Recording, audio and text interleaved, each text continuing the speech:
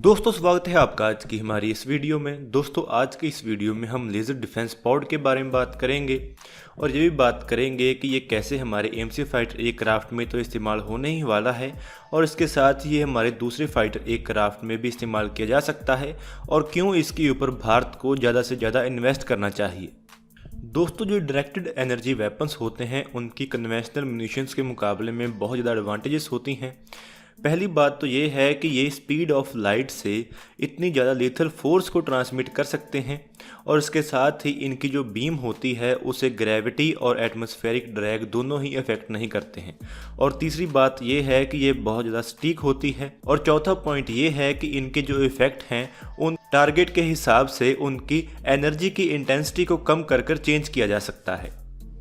American air force एक ऐसे ही defensive tactical laser weapon के प्रोटोटाइप के ऊपर काम शुरू कर चुकी है जो कि कॉम्बैट एयरक्राफ्ट में एक्सटर्नली कैरी किया जाएगा, यानी कि उनके एक्सटर्नल हार्ड पॉइंट्स के ऊपर कैरी किया जाएगा जो कि सरफेस टू एयर और एयर टू एयर मिसाइल के अगेंस्ट काम कर सकते हैं। ऐसे सिस्टम को वो 2024 तक फील्ड करना चाहते हैं। वो इसके प्रोडक्शन वेरिएंट को उनके सभी लेगेसी यानी कि अभी के मौजूद फाइटर एयरक्राफ्ट और उनके present 5th generation fighter aircraft और आने वाले फाइटर एयरक्राफ्ट के ऊपर भी इस्तेमाल करना चाहते हैं। लेज़र वेपन्स का सबसे ज़्यादा इस्तेमाल फ्यूचर में सुपरसोनिक मिसाइल्स और हाइपरसोनिक मिसाइल्स को गिराने के लिए किया जाएगा। एक डायरेक्टेड एनर्जी लेज़र को एक हॉस्टाइल सुपरसोनिक मिसाइल को गिराने के लिए इस्तेमाल करना एक आसान टास्क नहीं है, लेकिन डीआरडीओ भी ऐसी टेक्नोलॉजी के ऊपर काम कर रहा है जो कि ड्रोन्स को शूट डाउन कर सकती है और लो फ्लाइंग यूएवीज को भी शूट डाउन कर सकती है। यह टेक्नोलॉजी अभी भी डेवलपमेंटल स्टेज में है और डीआरडीओ को इसका एक powerful high energy laser develop करने में कुछ साल लग सकते हैं जो कि हाई वैल्यू टारगेट्स जैसे कि हेलीकॉप्टर्स और फाइटर जेट्स को एक कंसिडरेबल स्टैंड ऑफ रेंज से शूट डाउन कर सके। डायरेक्टेड एनर्जी लेज़र को डिफेंसिव रोल के लिए इस्तेमाल करना एक नया कॉन्सेप्ट नहीं है और बहुत सारे देश इसको लैंड और सी बेस्ड सिस्टम में इस्तेमाल कर रहे हैं, लेकिन ऐसी एक लेज़र को और उसके सब सिस्टम्स को छोटा और इतना हल्का बनाना बहुत मुश्किल है कि उनको एक पॉड में फिट किया जा सके और उनको एक टैक्टिकल एयरक्राफ्ट के ऊपर कैरी किया जा सके। ऐसा करने के लिए डीआरडीओ को बहुत ज़्यादा एडवांस टेक्नोलॉजीज़ को डेवलप करना होगा और इसके साथ ही ग्राउंड बेस्ड और व्हीकल माउंटेड लेज़र वेपन्स को पहले डेवलप करना होगा। लेज़र वेपन सिस्टम हर एक 6th जनरेशन फाइटर एयरक्राफ्ट की टेक्नोलॉजी का एक हिस्सा होंगे जिनको 2035 तक दुनिया देखना शुरू कर देगी और 2035 तक इन 6th जनरेशन फाइटर एयरक्राफ्ट का प्रोडक्शन में एंटर होने का प्लान है।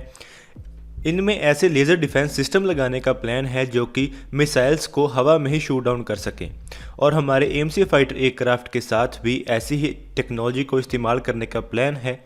और यही कारण है कि अगर हमें एमसीए को एक pure 6th generation fighter aircraft बनाना है तो उसमें एक ऐसी लेज़र टेक्नोलॉजी की ज़रूरत होगी और इसीलिए डीआरडीओ को इसके लिए काम और तेज़ करना होगा। इससे पहले 2017 में डीआरडीओ ने एक 1 किलोवाट का लेज़र वेपन टेस्ट किया था जिसे कि एक ट्रक के ऊपर माउंट किया गया था। इसे चित्रदुर्गा में एक टेस्ट फैसिलिटी में टेस्ट किया गया था। इस लेज़र ने एक 250 किलोमीटर दूर एक टारगेट को हिट किया था। इसके साथ ही डीआरडीओ द्वारा बनाए गए ड्रोन डिफेंस सिस्टम में भी एक ऐसी ही टेक्नोलॉजी का इस्तेमाल किया गया है। ऐसी जानकारी मिली है कि डीआरडीओ ने $100 मिलियन की मांग की है जो कि एक हाई पावर लेज़र वेपन को डेवलप करने में इस्तेमाल किया जाएगा।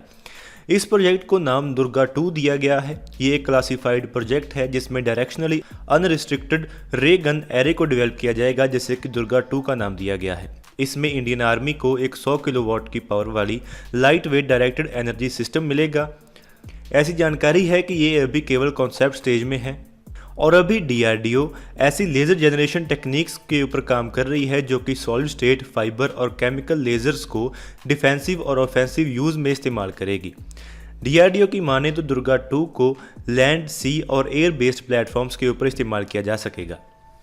लेकिन इन लेज़र वेपन सिस्टम्स के साथ एक लिमिटेशन ये भी है कि अगर इनको डेवलप कर भी लिया जाता है तो अभी तक भारत के पास कोई भी ऐसा इंजन अवेलेबल नहीं है जो कि इन लेज़र्स को एक एयरक्राफ्ट के ऊपर पावर कर सके। जैसा कि आप जानते हैं कि लेज़र वेपन सिस्टम्स को काम करने के लिए काफ़ी एनर्जी की ज़रूरत होती है और अभी के जो हमारे एयरक्राफ्ट हैं और अभी के जो हमारे इंजन प्लान्स हैं वो इतनी पावर जनरेट नहीं कर सकेंगे कि एक लेज़र वेपन सिस्टम को सपोर्ट कर सके। F-35 एयरक्राफ्ट का जो इंजन है वो 191 kN का आफ्टर बर्नर के साथ थ्रस्ट जनरेट कर सकता है और उसके बारे में जानकारी है कि वो इतनी पावर जनरेट करता है कि वो एक लेज़र पॉड को पावर कर सके। लेकिन अगर हम ऐसे लेज़र पॉड को सुखोई 30M के एयरक्राफ्ट के साथ लगाना चाहें तो हमें इस एयरक्राफ्ट के इंजन को पहले बदलना होगा, क्योंकि एक ऐसी लेज़र बनाना जो कि कुछ सेंटीमीटर दूरी से ही किसी मेटल को कट कर सके वो एक अलग बात है, लेकिन कुछ किलोमीटर दूर तक किसी टारगेट कट कर सकना एक अलग बात है। और इसके साथ ही एक ऐसे वेपन को इतना छोटा बनाना कि वो एक पॉड में फिट हो सके वो भी अलग चैलेंजेस के साथ आता है। लेकिन जब तक हमारा MCA 5.5 जनरेशन या 6 जनरेशन फाइटर एयरक्राफ्ट जो कि MCA Mark II होगा वो आएगा, तब तक ऐसी टेक्नोलॉजी डेवलप की जा सकती है। बहुत सारे ऐसे देश हैं जो कि इस टेक्नोलॉजी के ऊपर काम कर रहे हैं। अमेरिका भी ऐसी टेक्नोलॉजी में काफ़ी आगे निकल चुका है और रशिया भी इस टेक्नोलॉजी का इस्तेमाल करता है।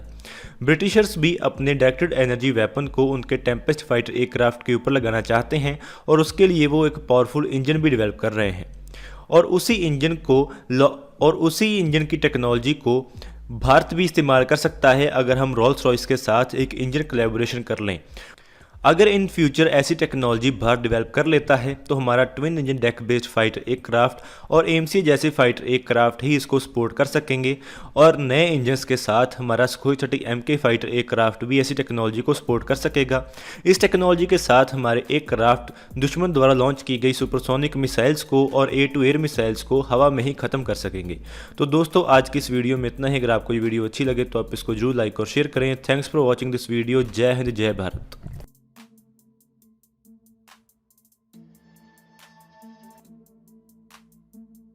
Thank you.